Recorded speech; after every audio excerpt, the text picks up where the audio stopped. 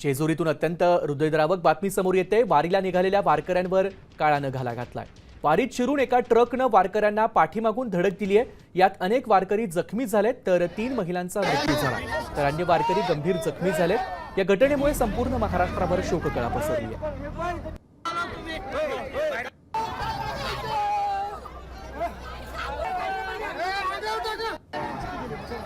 संत श्रेष्ठ ज्ञानेश्वर माऊलींची पालखी सासवड नगरीतून जेजुरीकडे प्रस्थान ठेवत असताना अपघाताचा घाला घातला आणि 10 वारकऱ्यांना चिरडण्याचा प्रकार घडला। त्यामध्ये 3 वारकऱ्यांचा दुर्दैवी मृत्यू झाला।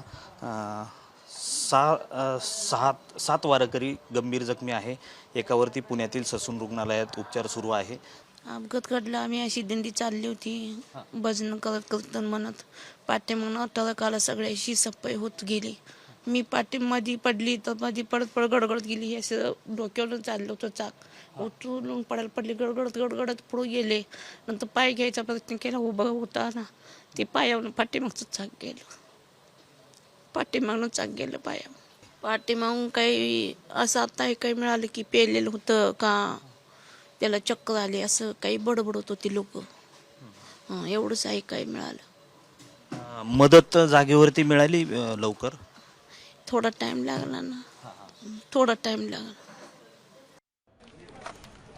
साम टीव्ही मला बघायला आवडतो, कारण त्यावर दाखवल्या जाणाऱ्या बातम्या रिलेट करतात।